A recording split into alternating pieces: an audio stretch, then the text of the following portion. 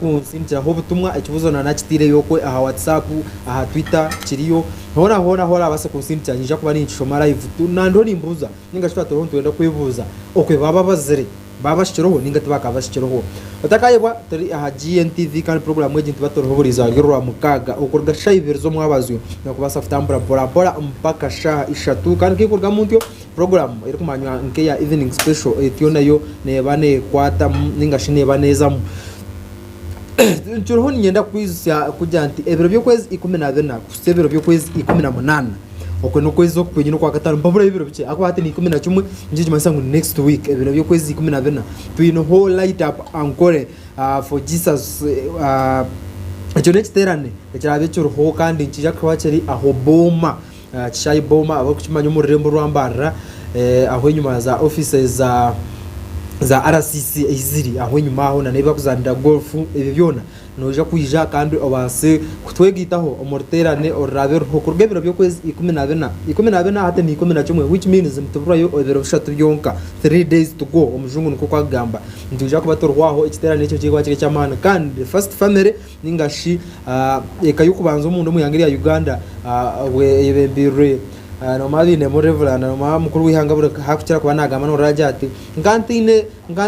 munyadini wena ko kati nyine reverend so patience rwabogo no warabe ayebembire ekintu echo kandi naje kuba hagatirwa abantu bingi mukuru wihanga naje ko yiziraho so mutakafera kurgebero byo kwezi 12 yakusiyebero byo kwezi 18 okwezo kwenyini kwa gatano weekend kwija ngo turabase kukitera kandi tukakitambuza ekintu echo so basa kwija utereza vibe orebe byashongoro bi bitari mwe mwabeshongozi abarabe bariho ekigambo abarabe mbabure ekigambo cyarahanga buri cyumwe cyo nanjija kuba cyera massive ninga shikibonire kandi kiri kwisa mukame kitinisa torebe ngo buzuma kandi ikintu cyo nacyo cyabasafterera turufutandikiraho nyoka nwakagamba nanye tinka bazirwa konka eshayo nando niza kubarwa inabe nakora appointment nabo so izobere yanyencha kandi ninja kuba nimbarwa kandi nyo ni confirming ngo ninja kubarwa konka iwo ko hanse wabazirwe ejenje kibuzo ecyamani iwo ko hansi wabazirwe ahizo ari rwakana no masensa sekatandika bukushesho rwakatano ebiro byo kwezi mwenda 10 mwazo bebiro mwazo so sensa sekatandika ahizo ari echo rwakana cyo ninga shisha mukaga zo rwakatano bukushesha mwene nyumwazo nubu batandikire sensa sanite nubu wetandikire rwakana tu rutakashire oninga shoko barakutaka tandikire tukareba he kitongore cya ubosi barumu binemu minister amosorgorobi bakargayo bagamba hanshonga zitarazi mwe na zimwe arga yashobora sensa so ukwera agende akaba harumu enshonga zitarazi mwe na zimwe anshonga yo kubanza yagambe akamu enshonga yo kugira ngo hine buze birabuze bw'abantu mutakatina ko bigarakamo enshonga yakabiri akagamba hanshonga yo kugira ngo abanya-Uganda muyikereze mu baro nkija kuyambaho government okureba ngo cyabasa kubahweraho okupuraningira ihanga ndufitandika program iki nyana tubanze tuhure aha bigambo ebyo tutakatandikira hatobe sensa sima takatandikira turho twizera katugeze ngo wabo ine mbageri izoba mbara hakasiki ititwa aho tabetu ineho akusima kwa Gntv tukatandika izoba it was tukaje kuba ho Friday ningashi 9 December konka tukatandika 8 so hati ni Eve yokuza mu census ine bintu barje bakagamba bakashaba numerators katwazi torebe aha storage to yusyemu nibigambo cye bagambire ba numerators bakuza kutandika kubara ningashi abanya-Uganda twetebekana zo kwija kubarwa biro byo kwezi 10 ningashi umwenda kutandika na mwenda kutyo mpaka katwazi turabigambe byo ebabase kutugamba minister amosorgorobi ebya binatugambira ebya census obo twabintu twetebekana kutandika ihurureje yo kubara Ikiro cyari Nyakazoba ahizira akoneresha ha mukaga zikiro ningashiza kashisheganye cyakare ikibina ningashe ekitongore ecyo kumanke cya Ubos Uganda Bureau of Statistics njija kutandikaho ehururi yacho eyo kubara abantu kwetorori hanga ryo ya Uganda kandi minister bamosorgoro yargayo no ganira no myamakuru wito abo bakwitebekaniza kire cyari kugira ngo okubara abantu nekintu cyurungi kandi nebetekateka ngora abari mukuru woyeka ningashe orabaye no journalism bwahaka ebara bebize kubaramo abantu nwarabe nargayo no kugarukamo ebibuzo byonna ebirabe mbibuzo. So the head of that particular household is expected to be a main respondent So the head of household, the spouse, or an eligible member of the household will be the main respondent to the questions. And where they will not be present at the time of the visit, they should leave their telephone numbers with the caretakers in that particular home, so that our enumerator, if he comes, can make an appointment with the respondent, with that head of household. Minister Amos Sorgorobi nagira ngo abarabembije ko barabantu nibako bano bajunanizwa aha kubara amakaga abantu bitu kutari kugira ngo nibako bano batambura haza street uko mu matabuno ganyu bakurondereza umuntu we nubarabugane bakamubara. So these people will not be running around on the streets.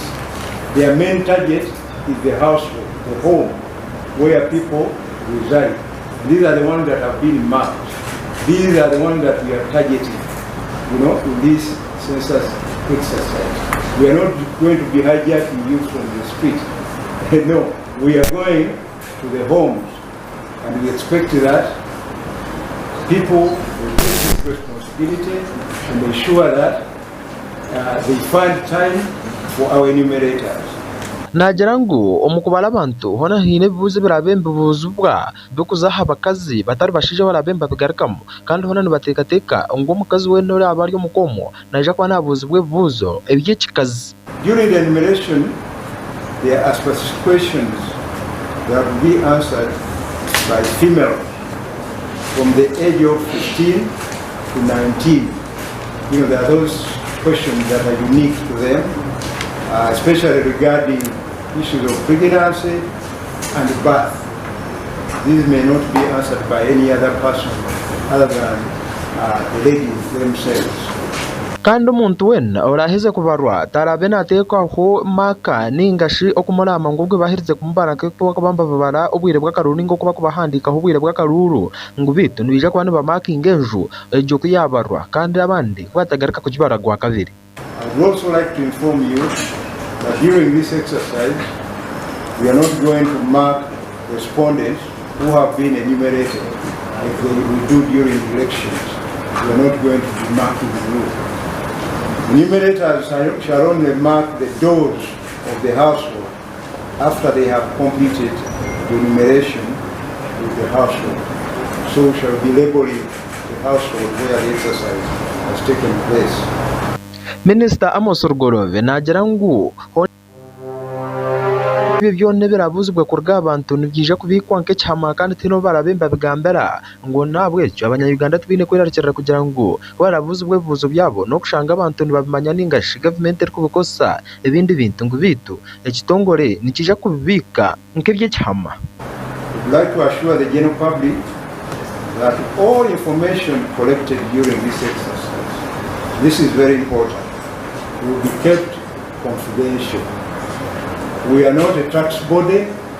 and we are not here to facilitate tax collectors to know who to tax. We are here to obtain data about the population of Uganda. And we do not expect anyone to come to us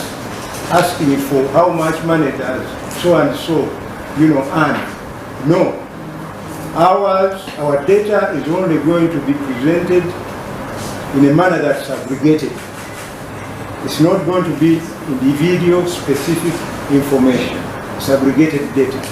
So you should not come asking about Mr. Mkiza's income, how much tax ought to be paid, etc., etc. No, the information is going to be purely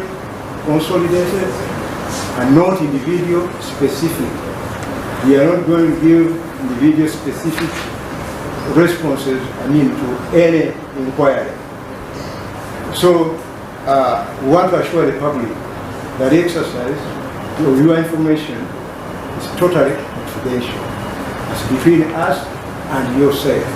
Neyargayo no kushabanya Uganda bono batatina kandi kubargayo bakicereza bakabarwa. So you should not be worried. Please respond, because population, a census about the population is so important to the country for the purposes of planning for the population. Minister Amos Orgorobi nagera ngu hona bahiza kutunga ibi byo nibikwata abanya-Uganda okwetero rihanga bakamanya n'abanya-Uganda bangahe barumunjije kuyamba hihanga okubasa kutebekanisiza abantu baryo barebe ihango kuri yakubasa kutungoka. And we need this information to know how many you are in the country, where are you located, where do you live, what kind of shelter are you living, what kind of infrastructure exists in your area, social services existing in your area, are you accessing it, from what distance? All these questions are very important for purposes of planning, so that we can plan better, so that we can request for support, we can determine how much money we need, to build our economy. So it's for purposes of planning. Hona yahendera no kushaba abo bona bikirukwataho na munonga hande ngweza district nizibyaro okurga yubakete abantu kandi nangwa bakabashaba kubaza kwehandikiza obundi ekintu eki ningashehurireje ikabasa kuraba mukurungi. The success of the national population and housing census 2024 is therefore going to be dependent on the people of Uganda, and more so the district and city leadership at all levels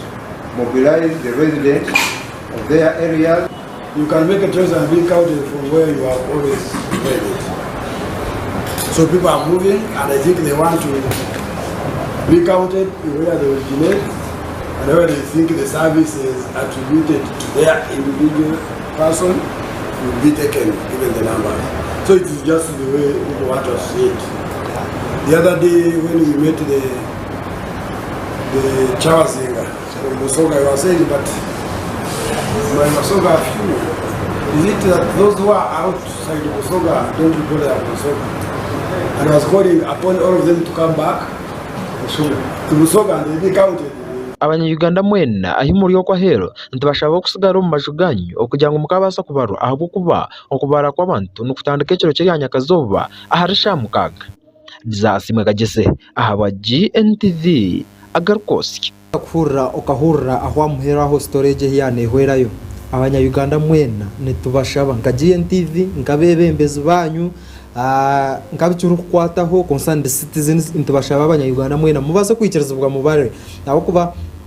hino muntu wanangera umuyangwe hine natunga akagisha naganira no muntu omwe yarge no kunja ati konkaba kuba atubare nibenda kongeza infreeze at nibenda kujongeza bantu mwe barayongeza infreeze apana koreke kinbenda ngo kiyambe hihanga bamanye nora at most of the times twena nk'abanya-Uganda tumanze jati turi miliyoni 2 nk'abanya-Uganda ngo kutukimanya nanyenyo kuyaninkora uba baramba zero tingumanya ngani nyumanya ngo kuyaninkora ndani mangu Uganda turi miliyoni 2 abantu miliyoni 2 konge chinkwebuza twakarenga hoga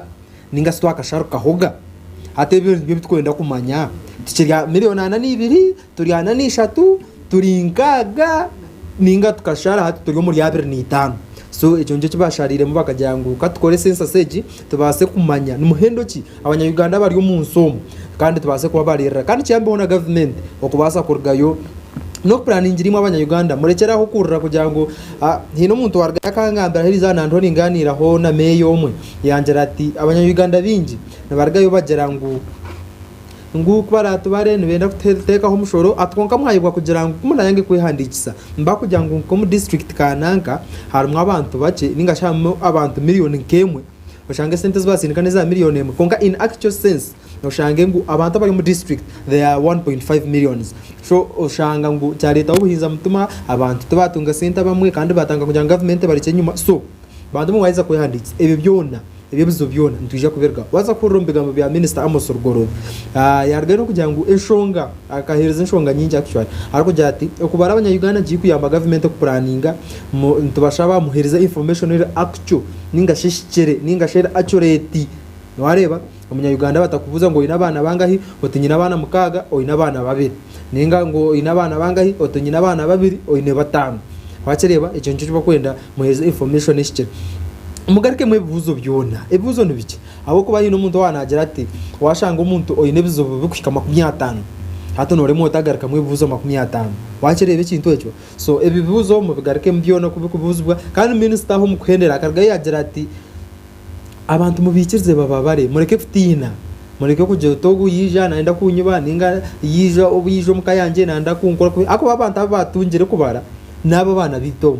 abana bitu kugira ngo baragire Kampala apana omucyaro cyanye henyine nahibihira abana baraba bari which means no mubamanya mureke kwerarkera mutabana wana ko yahiko wanje naija kunsisira ibintu mutabana wana ko yahiko wanje yarebe cyintahanye no munju apana mureke kweshereka mugumo mu makaganyu kandi babase kubabara kirugamba ba enumerators ningashi ababor ko barabantu aho umuntu nakawa ahizo bane ryo akoraka steel ijweri aho rakana bakoza ko bukwiraho shaki 12 neshweka ba enumerators bakaragayo babugana Uganda division ninga shantebe nkuru za division ya nakawa kandi baganira n'abebembezi batari bamwe nabamwe abebembeza bakaragayo babaskomera intanda mani nkoko kwanoza ishomero muzire nabaza kushita msahansi akujya ati mwana we tamwe hwiroka kora kubi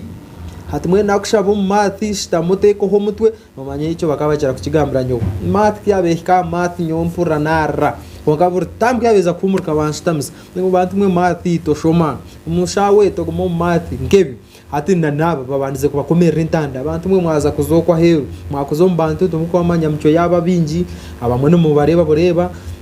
mbisha ko batwariza kubi ningene muje futunge bizu bitari mwe na bimwe ine bizu bimwe bibiro hwa izo ari anyuma abazyo aho muri Mbarra mu district ya Mbarra na state ya Mbarra ba enumerators batanka kubara ninga shabo kubara abantu ine bizu ba encounting konka ko jengo babe batakomira intanda bebe no kushanga bumwe abamwe bare kura ahizo ari yo kubaza remember they are 10 days bine kutambara kwetororo makagitu kutubara for 10 days ninga shebiri 10 ati ahizo ari yo kwanza bafuna mu challenge zitari zimwe na zimwe abamwe babimba basokurugamba kata koje ngo batakomira intanda nunji okomura nakawa bakabahereza intanda nunji kandi bakabakomera intanda nunji obwe bakorgombe bembezi abe harmu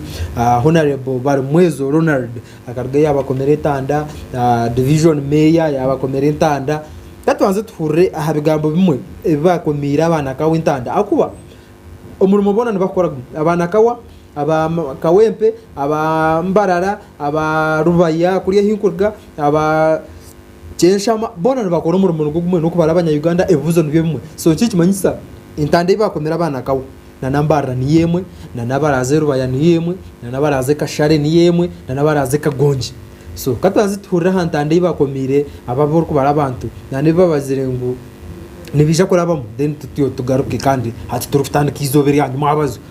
okubara kutana kizobere yanyu mwabazo mwiri kibire katazi torebya nakawa kandi torgeyo tumanye nenke kintu cyahika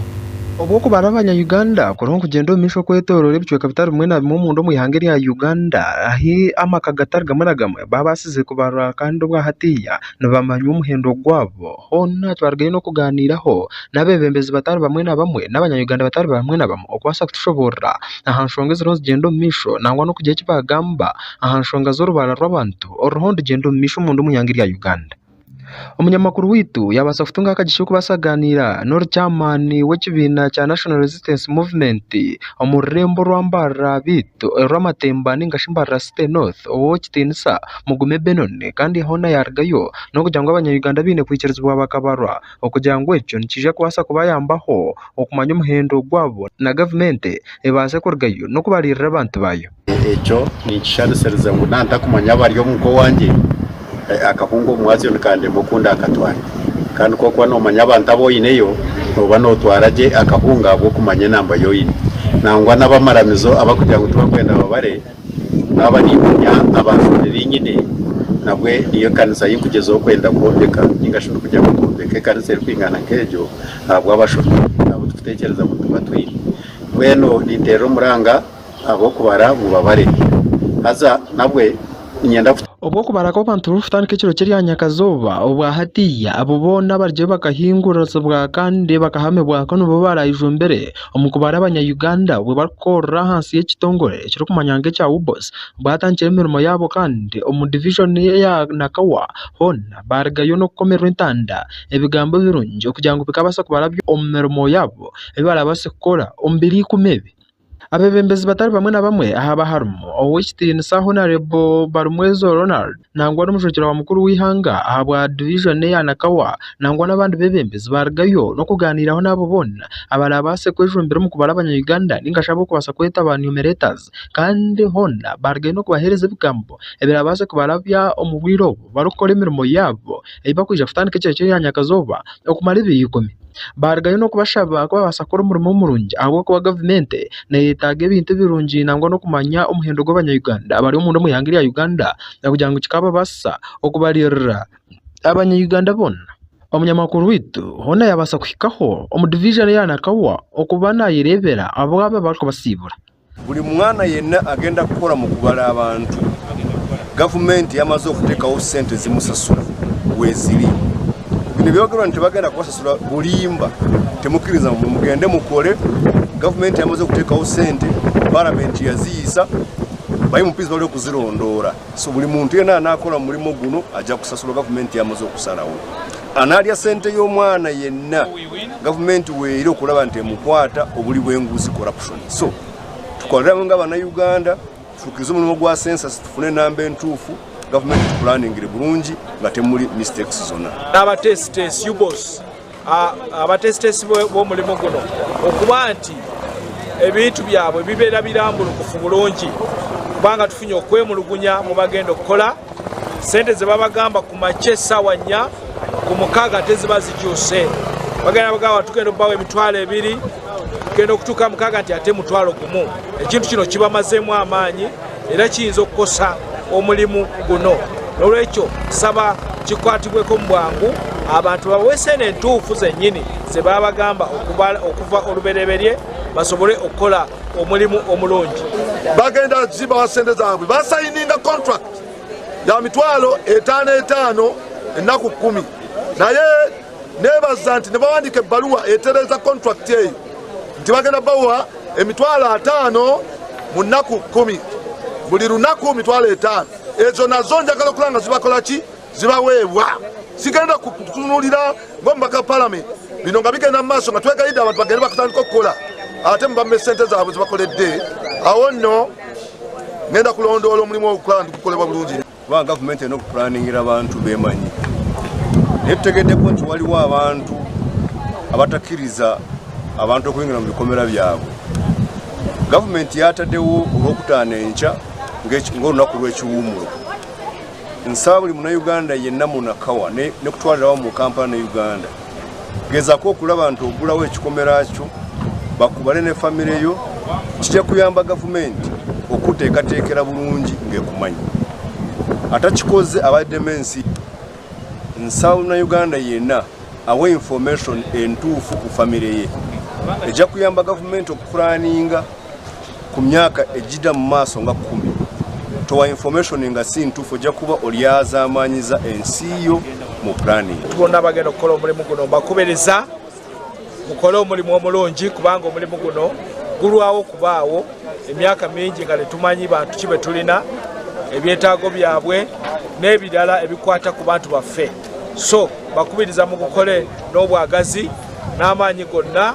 okulaba tujjayo ekintu ekirungi n'abatuuze baffe bakubiriza mujjumbire okulaba nti bababala temugaana temwekweka mubeereyo bababale mubenga muwaayo ebibakwatako bagende babale abantu mu bwesimbu kubanga kigenda bayamba okufuna experience nti olulala ate be banaaweebwa emirimu egifaanako nga bwe gityo ekyokubiri ne bagamba obuvunaanyizibwa bwabwe eri okubala gundi okubala abantu nti kikulu nnyo kubanga result tuzeetaaga twetaaga data omutuufu n'olw'ensonga bakole omulimu omuyonjo nabo bafune experience ASIIMWE KAJESSE ahawa Gntv aho muri Nakawa nomanya tariho omuntu ningashi tariho omunyishengero orukunshemeza nka Honorable Barumwezo akabanza bwameya konka hati yija yaba omunyishengero wa Nakawa kandi waza kuhurira yahendera kujya ati bakora umurimo omuyonjo nabo bundi tokama bakatunga ka chance no manera nayo ekahandika abantu eshayo na tufutandika kwehandikisa kutunga endanga muntensya so nabajati mwakora umurimo ningashabe nabajati mwakora umurimo murungi nkinji manyisa ngo nera nayo kerije neje kuba nebahereza chance ejo abo kuba mumwa already izina ryanyu nerungi ryakozwe umurimo murungi, which means na nera neje tari umuntu arkwanga kose umuntu murungi wakora ibintu birungi nozumurwa ubundi tokamana nera nayo ikarga ikakuhereza ogwe honorable barumwezo kandi niyo intanda yargireyo akakomera abubona abaruko barabantu mu division eyanakawa aho kandi nizo ari rwakana tukuza kutandika urwaka nicuro ningashika rwaka tana kashisha timanyo kunda chishobore amaze kasha mukaga zicuro intutu atandika izoberse konka mbubukira buto ningashi mbubukiri gicuro noto buto mbubukiri gicuro so agaragaya bajyate mukora umurimo muyonjo kandi icyo njija kwashemiza kandi waza kureba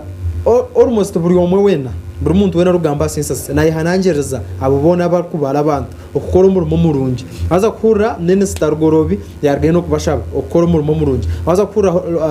honorable Ronald nawe yabashaba okukora umurimo murungi hati ebyo byona bikabiri hizo ari rurakana ato westa katanje torho turiyo mahisa nyungu aho rurakana twatsikiryo mahisa nyungu go kwija kubara hati kintu nyumwazo kiryo cyatandika abanya Uganda bingi bakitera vibe abingi twacwakira twacejumbera kandi hate ningamba ngo already 20% ningashi yes I talked to some enumerators banjangu already 25% babasize kujibara ahana munonga omuri kamukuzi ehitu kuberi to Gntv nyumwazi izari anywa abazi omuntu abari yo kubanza kubarwa okwetoro rihanga rya Uganda ebere first family ningashi president his excellency Yoweri Kaguta Museveni nabeka yebona nabo kuberayo bo babazuru hatiwe tegerize cywara muguru wihanga yabazurwe hatiwe tegerize ninko ko kushanga nyineka oyineka yawo ryaho okikerezo kajiroti katuzo mu rukiko ukashanga umwana wawe atakagiye mu rukiko ate naye sigireki wareba ibo nyineka ningashisheka wagira mu rukiko hate umwana nana isiga cykwanga kuzo mu rukiko so mukuru wihanga rya Uganda owekitinisa Yoweri Kaguta Museveni tubahaburwa yabasize kubarwa namwe actually ni manyangu azat kamba rwemangu mangu ebiri 12 nabyo kwija kunu yambara bitakashikene namanyi 12 nakushika 18 to kwatu mwine kunuye so ninjiragiza ati kamba zembara rwebicere kare okugira ngo kandi ebiri 12 yaza kwika tubase kuba nabazurwe ndeje ntine cyukunkwata mukono kandi ndamburi hanga ndiyo munya Uganda kati bazitorebe izo wali anyuma abazi ofotages ezbeziriyoko first family ahimukuru wihanga argireyo kandi akabasa nangwa no kushaba abobona abarakwenda kutebekanisa ehurureji kugendo misho ku esha yona nibija kukora government yaiza kukwata pai ngo hari hedine simanye dine rekuremesa abantu kwehanditse ninga ngwiwo yangira abo wawe batabaro ningo yurukangize ababo kubarakubizire wa virus namwe no ko mucyaro ko witu tinka burizeyo nyakwija kubuzayo hahi nababi abirukangiza abantu abo kubara kati bazitore bara mukuru wihanga ariko woni ngabo bona ningashe ariko habura abo bona bakwenda kuremesa ntebekanise kugendo mnisho kwerimbi kati bazitore bafate giza first family kandi tityo tubone kugaruka no kutemate mu mushongezo Mukuru w'ihanga rya Uganda wo kitinitsa Yoweri Kaguta Museveni tabihabura ona yargaye no kwiga abobona abarkwenda kuremesa integatekero n'igendo misho bwa hate ningashe hururu yo kwandika abantu kuba basa kurgayo mbakecura habwo kuba government yahiza kuba kwatanga no barho bateganisa ibyo kubara kugendo misho nubije kufubira. I hear there are some groups who say they don't want to be enumerated. Stop that because you are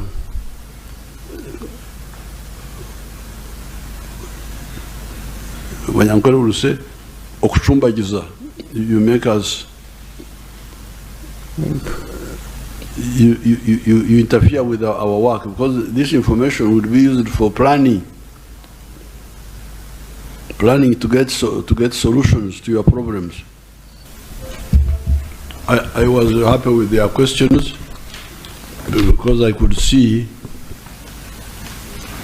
that they are aiming at getting the data of people, but also the activities that the people do. Ebyona mukuru w'ihanga yabigambo byaba ryo makageye bwa nyuma yabo kubara abantu gukorgayo bakamubara kandi nekaye yona ekargaye kabarwa kandi ubwa hatiya n'abanya Uganda bijwire kandi nabamanywa omuhendo gwa kutura umunjomo mukuru w'ihanga yaragaye no kugira ngo ahona hine shonga ibere eziyabasa kwaburaho ryaba barahomba bara izbarabase kongeraho abivuze babatinoho aho kugira ngo icyo nacyo nkije kuyambaho okuteka tekera ihanga. I only advise them on only one thing, two things. One was Banyankore Bahororo. They think that these people are different people, but because I am one of them, I was advising them that it is better to say Banyankore hyphen Bahororo, because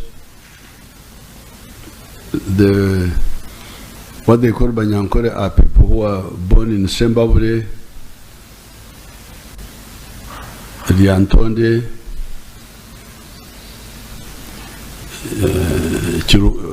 Nyabushozi, Kazo,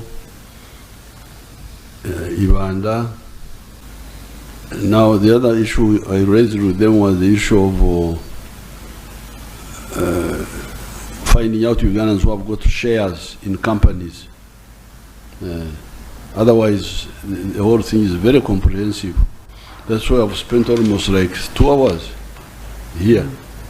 Nagira ngo abo bona barkwanga ningashaba kwenda kwemesa okubara abantu kugenda misho nibamba afiteganisa mirimo ya government ngo abwo kuba ibyo na byahiza kutungwa nangwa bakamanya muhindo guri mu Uganda nibije kubarira kurungi ihanga. You interfere with our work, because this information would be used for planning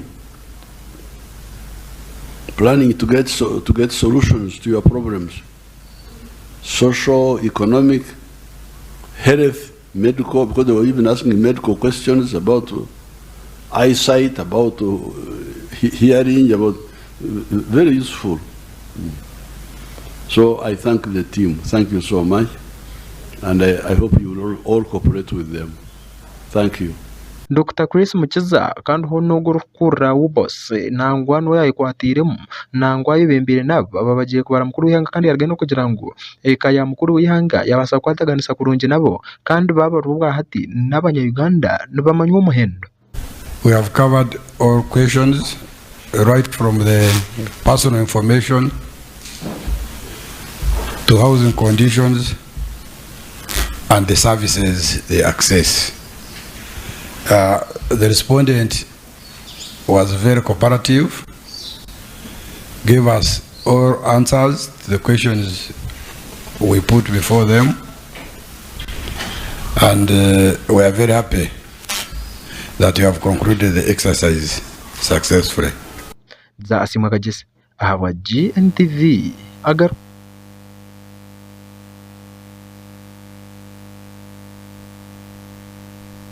ninga by'abanyamakuru no abanyamakuru mukira kugira ngo tugamba byinji konke byo ne byagambo bya mukuru w'ihanga tubeteyo aha State House yarga kubarwa kandi waza kurumba igambo bye arije yashaba abo bona bo kwenda kuteganisa entebe kanise je ya ubosero ne gendo misho ngo buzumani bije kuroho ngo kucukubasika ngo ahabwo kuba information eji yahiza kufunibwa njije manyisa ngo cyayamba ho government okubasa kupuraningira nyensya no kupuraningira abanya Uganda abeyine kupuraningira hata waza kushanga ngo nonda kole misente beka nsankeje yo kutebeka yo kupuraningira abanya Uganda njije manyisa ngo buzuma iwe oriyo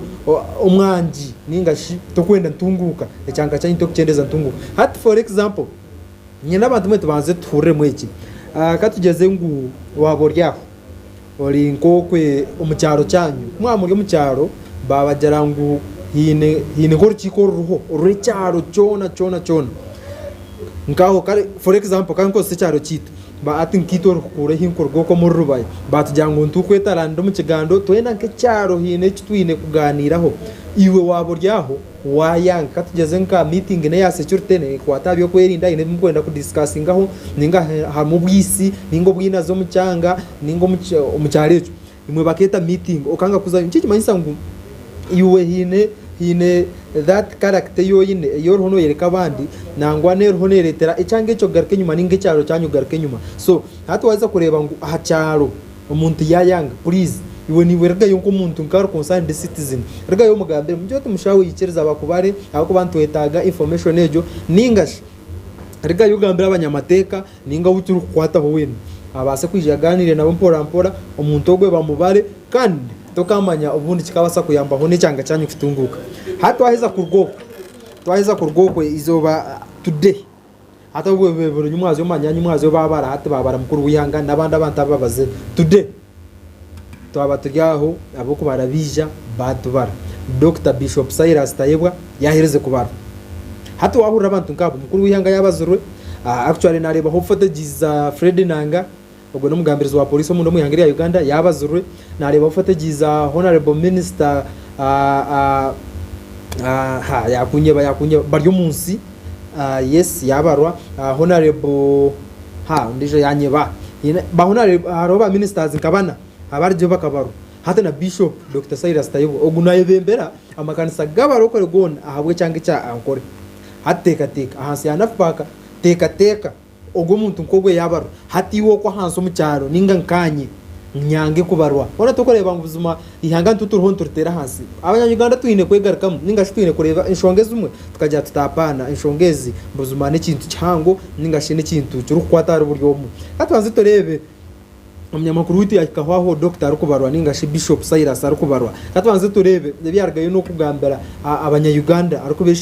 arukubeshengereza arukubehanangereza ko baza kubarwa ko barekeraho kugoma bakaza kubarwa abo kubeki nkiyambaho ihanga nkiyambaho ikanisa nkiyambaho ebyaro nkiyambaho district byo no kutunguka katwanze turebe ari ebyo byaberoho ningasha byagendo misho Dr. Bishop Cyrus Tayebwa Arukubarwa erizo obwe hururu yo kubara abanyayuganda ecyo negendo misho kwetorero ihanga ryona no mbyanga bitari bimwe na bimwe nangwa na za district zitari zimwe na zimwe obwa hati yabo bari kubara abantu bagenzero misho no kubara kandi no babagireyo bakatunga mu buremezi bitari bimwe na bimwe ombyanga bitari bimwe na bimwe nangwa na za district zitari zimwe na zimwe dito kubara abantu cyo kugendo misho kandi abantu bamani bacyo bagendo misho no kubarwa otebwa ngo umukuru w'ihanga rya Uganda we kitinisa yo wereka guta mu 70 habura nawe yabasize kubara Elianya Kazoba huona timu eje kubara abantu na munonga omucyari cyo kumanywa nke cyaka mukuzi ninga shi division yakamukuzi nabwo hati baromba gendo misho no kubara kandi hona batunga akagisha no kubasa kwikaho omumbuga nkuru za Gntv King of Kings okubasa kubara Dr. Bishop Cyrus Tayebwa hona nangwa nabo bona abara kumukwataho nebe kumukwataho mumbazire kandi bize hano bamburza na jantu batambazire tinkabarebere aharisha 11 mwapazyo gwerizoba Dr. Bishop Cyrus Tayebwa yabasa kwakira timu yaba ubosi ningashabu kubara abantu kandi babasa kumbara batebebembirwa akakiko ka RC1 kakamukuzi kumuhikaho kandi bakambara amukoganira no munyamakuru witu bwanyuma yo kurga yo kubarwa omwabanyakakiko ba RC1 akakamukuzi division yargaye no ganira no munyamakuru witu kandi yagera ngo neki nekintu cyurunge yaterera bamuranga abanyayuganda bona okubasa kurgaye bakikiriza bakabarwa nitwara mucyo kusimara hanga ahabwa timwe rya ubosi eyitwine kandi nabwo muranga gwihanga abo kwija omwanya ogu twebembire timu ibatoranye kandi ibatsinshire kandi nkikuzo gitibu ya RC twento atresera abantu aba abakuru okurwa mu obosi aba census abo mwaka 2024 okuje mu misho ga bishop no kujanga bambare kandi kiretero kuhisa umugisha intama za Kristo okurebera hamwe bembezi witu ingambe byo ahawizina rya hanga kandi nihanga yitu bare munonga Dr. Bishop Cyrus Tayebwa nawo mukuganira ho no munyamakuru witu bwa nyuma yo kurga yo kubarwa hona yayireka kushemerwa kandi yagira ngo obwa hati yeke kintu cyo ho kigendo misho no kukorwa okwetorora ihanga ryona n'ikintu cyurungi kandi government neja kozesa ibi byo ne byera atunje umukubasa kubarira abanyayuganda aho ne yargaye no futera abanyayuganda umuranga okubasa kuyikerezubwa okubasa kuyikereza kandi bakababara nangwa bakaherezayo nebyo byo ne bishikire ko bakwataho so abarukutureba Gntv nkoko tubentosira ntubagambira tukugira ngo kobara n'inshonga nkuru mutakateka ngo kandi itwe nkabe bimbezi ntugandura abantu babare tubarakwebara ninga kubarwa mwenu neri izoba tubagira ngo exercise ikintu kigumizamo kubarwe ahabwe inshonga yo kureba ngo government manye ikikwiseho manye ko ntwara ibyo kwetaga kandi ihanga ryite bikwenda basa kugenda umuntebe kanisa nungi mwikereze kandi batubare kandi niyo bakubare mukama abaho mugisha aha bwa ruhanga n'iyanga ryitu ababebembiro ku baroku hona bargaye no ganiraho n'umunyamakuru witu kandi bargaye no kushaba ku abantu bona babasa kurgaye bakikiriza kandi bakakoragana nabo kurungi batyo bunde exercise cyabo icyo kibaromba gendo mission ukora kikabasa kubanguhira nangwa na government etunge hiyatangira kuyamba abanya-Uganda. Everyone present here, we are a UBOS team that is enumerating in Kamukuzi with my colleagues and I here, and we happen to be at King of Kings Church, and we've received a blessing from the Bishop, Dr. Cyrus, and he has blessed our word. So I would request every one of you to cooperate as we go ahead with this government program so that it is a success. Thank you so much. Ndiza ASIIMWE KAJESSE ahawa Gntv weekend news round. All right atahono Dr. Bishop Cyrus tayeba yarhona abaro atogwe yabaro mana we yazaho eka yeyo na hati ntujumanya abarmuntu bamanya ebero kumukwata hunte bamanya burchumwe kurugiranke buzo okubuzwa buzuma jona burchumwe ntujumanya kandi hati ubos nekimanya ninja kushaba producer wanje abo kuba today ntona tuganire ningashi torebe inshonga za census ninja kushaba producer ntere henamba yensumu ningashi studio line kugira ngo niwo kwa ryo kwa hero banzo ntere ongambere bakubazere ningati bakakubazere kube bakubazere watunga mu buremezi ki ningashi challenge cye yakuteganisa ebuzo ni byingi ni bice kare ebibyona nibyo binkora tuganireho aha census kandi nyeno butumwa bw'abantu bingi ababunsindekera ahansu muzo muhagatero nabwo ninje kuba nimbushoma mpora kandi turi kugenda mu mission program yitu actually hino omwe warga kunjira ati ebuzo mbabuza byingi ogo ni mutayi wanje Ronald adwo ko muri ibanda ajatindo ni ndebero muri ibanda tkonka ebuzo mbabuza byingi atkonka ni ndeba ngu tubonire kubuze buzo nkebyo ahabo kuba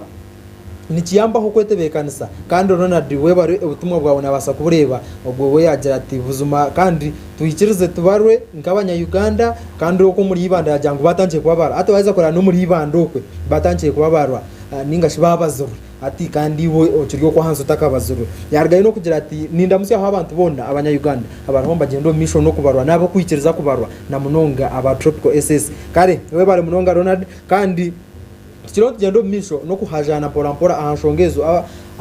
studio line zinzo zabaze kuzaho aho aha TV yawe no basa kwija kutera insumu tuganire ungambere waterera nkahi amazina gawe bakubazire ninga tubakakubazire tazaga kakureba aha ideas ningashi aha bintu bimwe abana ebargayo no kunganda ningashi messages zo babasa kunsindikira hariho emere ogwe narwo ko muri itararo bayakashari yargayo no kungira ati itwe kuno swaka barebere hatokwe na cyare hinkurga wareba cyare hinkurga batakagireyo nje cyane ningira nti nyine futera yo kabuza abantu abo baromba barwa ninga tubakabazira emerewe bare ubutumwa bwawe nabasa kubureba kandi wajote nanduho aha Gntv ashiba batakabazire twine kubuza tukamanya aha bwaki batakashire yokwe hati hinabebembeze binabasaganiraho nabo today ntakakire sumu hinabebembeze binabasa kuganiraho nabo today ninja kushaba producer antero heje story yambara kandi tubanze torebe abebembeze ubu batugambira cyari census abamwe babazirwe abamwe tubakabaziro tubaze torebe aha challenge zo babasa kutugambira nangwa necyo icyo twakubasa kwetebekanisiza ito batakabazire katubanze torebe story yambara nafate gisayo kandi tyo tugaruke n'amasumuganya Oboko barabanya-Uganda kurongo kugendo misho kwetorore bitwe kapitali mwe na mundo mu ihangeri ya Uganda ahi amakagatar gamwe babasize kubarwa kandi ubwa hatiya nabamanyu umuhendo gwabo hona twargaye no kuganiraho nabebembezi batari bamwe na bamwe n'abanya-Uganda batari bamwe na bamwe okwasa kutushobora ahanshonga ziro gendo misho nangwa no kujye kibagamba ahanshonga zoro bararwabantu orohondo gendo misho mundo mu ihangeri ya Uganda. Umunyamakuru witu yabasa kutunga akagisho kubasaganira nor chairman w'ekibina cya National Resistance Movement omurembo rwambara bitu rwamatemba ningashimbara State North owo kitinisa mugume benone kandi hona yargayo no kujangwa abanya-Uganda bine kwikirizwa bakabarwa okujangwa ecyo nikije kwasa kubayambaho okumanya umuhendo gwabo na government ebase kurgayo no kubarira abantu bayo ecyo ni kisharusereza ngo nanta kumanya bari yo muko wanje akahungo mwazi kandi mukunda akatwanya kandi ko kwa no manya abantu aboyineyo no bano twaraje akahunga abo kumanya namba yoyine nangwa nabamaramizo abakugira ngo tubakwenda babare abanimanya abantu nyine nabwe iyo kanisa yinkugezo kwenda kondeka ningashono kujya kondeka kanisa kwingana kejo ntabwo abashobora nabo tutekereza mu tubatwiri weno nitera umuranga abo kubara mubabare haza nabwe inyenda kutera umuranga na munonga abakozi ba ubosi ninga shabo rukurutingire ngwe sente ninke konka bagire omutuma go kundi ihanga batabare ebitari byo nabandi bantu bakabatsigayo abo kuba machines egire digital technology za kusisikana ninga network kaburaho bagire urupapura konko muntu batagenda batakapucaringire ebyetago nanye nuko munya Uganda mureke batubare ibine kakwate n'imishoro ibine kakwate n'ibindi no kwenda ngo bakatumanya enamba yitu deni hanga barupurangiraje bamanya ngo abe myaka 8 naba abe myaka 8 naba abayustwine bati abakazwine bati abashija bakora bashemerire sente bati yona bigendo mu rukumu cyubasa twisa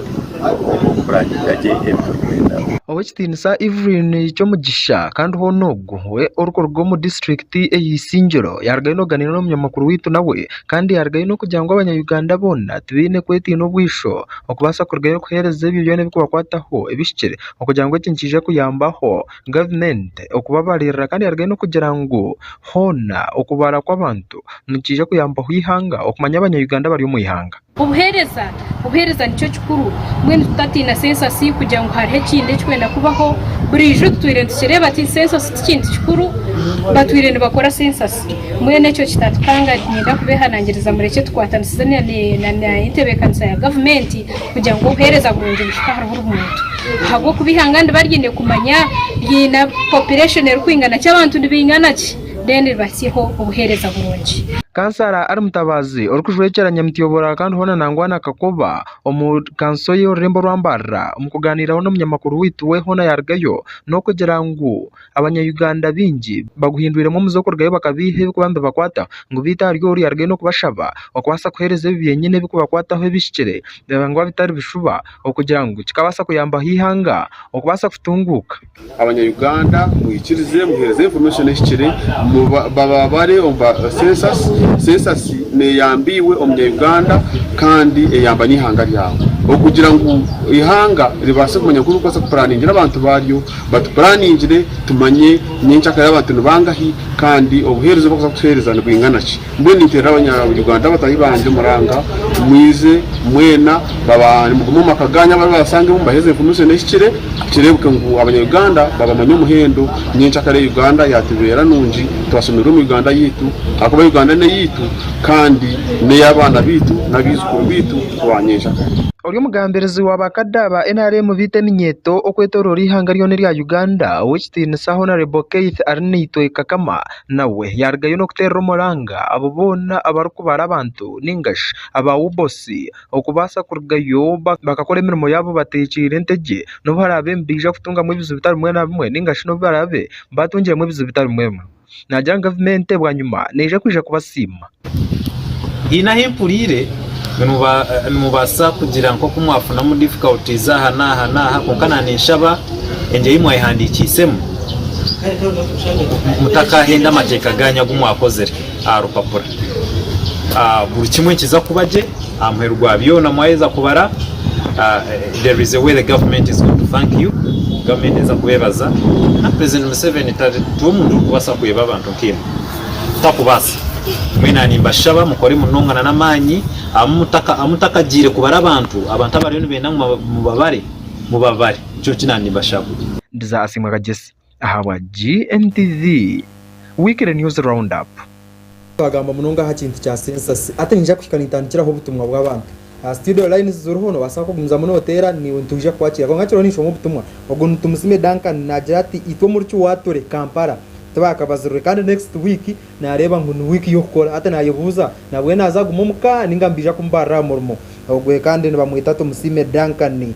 kwe omurci watera rona jati buzuma next week itwe government yakutokora ki kandi tuija gukora kandi kabataka tubazere so tumusime Duncan gumumu makagawe bakubare ninga nibija kubara murimo akaba bagizere ngo nibija kwamba batambura mpora baba baramurimo so Duncan yetebekanise oze aha murimo bija kubarokwe kandi aheza kurgaho twatwino ndijo bamwita akatukunda prosi yes akatukunda prosi nawe kandi be yagizarati Diko na nshome ebitaryo akatukunda prosi where is your message akatukunda prosi yatugizira ati government akatukuna process yatugizira ati abinji nibabiha babiha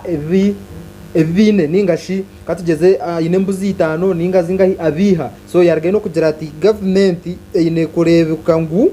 abantu aba bari kubiha nabo bagire cyo babakora ningashi abantu abanya-Uganda mureke kubiha kugamba ebimutine yasigara ruprose akatukunda B2K okwa nabone ko yargayo akatugera then hariho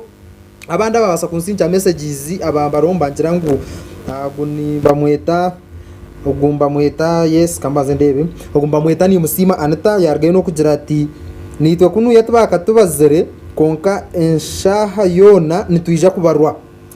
okwena oguwe ari muri ntinda Kampala so ogwe nawe ni musima aneta yajati enshaha yona nitwija kubarwa kandi government nikirunje cyo basize kora okurgayo kubara abanya-Uganda ogwe ni musima aneta bantu mwe mutere nsumu kandi tubase kuganiraho tukiri hanshonga za census edakika ntorato asigaza yonche konka ezedakika nche nabasa kuzukosa kandi obase kutugambera okwe bakubazere ningashikwe bataka kubazere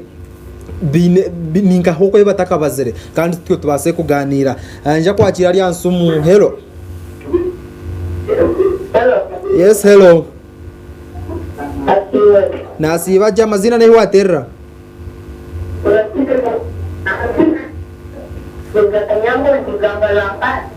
ego okwe baba bazere ninga tubaka babazere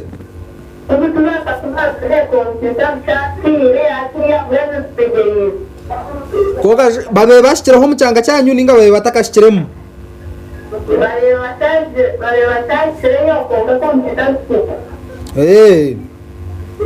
ensha yona nizija kuterera kandi computer making sure ngo baba barabantu mwe we bari kutera kandi we bari kumira Gntv kare ogwe nagira ati itwe kunu yababe bija kutubara konka kandi computer zatunga mu buremezi hine ina nabagambe nti actually na numu muri imbarra yes na nubwo yajya ngo ari muri imbarra konka na ituri around kamukuzana nkai hine oburemezi babandize kutungamo aho ibyo mabandize bya burwa network nkuko kujimanya ningira bwenzura naki network yaba network byarema bityo konka kandi bihereze buzuma byaterera kandi abantu bababara nahati barahomba bagendo misho no kubabara abarakumbipinga abantu mwe muntere abo kwako bipinga kandi hatoremesori wanaza futera shana motere otwakorera ninga sho tugambere okwe bababazere ninga twakababazere naza kureba ho ahandi aho butumwa bundi ogunne bamweta Semalulu Ronald ninga shi Ronald Roche na drati kunu yo murkache katubazere konka enshaha yona nibija kubamba tubara kandi na shaba abantu bona okurgayo bakehanditsa kandi bakareka kubiha ego ni Ronald Roche ninga shi Semalulu nabone ko yarga yakasinduka obutumwa bwe yaha abantu abacyo mu bipinga please nabashaba nabishingiza mureke kumbipinga edakika hasigarayo edakika nce munonga nkabasa kubani ndiga mukandi narga munte nja kubarekera program eri kumanywa ya evening special okubasa kugenda omisho za ASIIMWE KAJESSE ngogagari amazina ganje kandi mukiro za program ya weekly news roundup mbase kugikomya aha kandi nyongere no kubisya kugira nti ebero byo kwezi 12 kuskebero byo kwezi 18 nkija kubakiri ecyamana munonga nkigwa nkitogota kitafundikire aho akishayi boma ntitora beturi twina hortera ne Roman Patience Rwabogo niwagwe arwebembire nabandi bagambe bamana munonga okurgo madini gatarga muna gamwe mbija kwa barwa so making ashwangu 12 kusiye 18 wa twegitaho aho ahakishayi boma kandi twagendo misho na light up encore for Jesus hortera no rubuzuma munchirize mbase kubasibura kandi mjente murare kurungi ndujaga kakureba no rwamukago kwija eshana zo zumwibere kusikisha tu program ni yemwe weekly news roundup.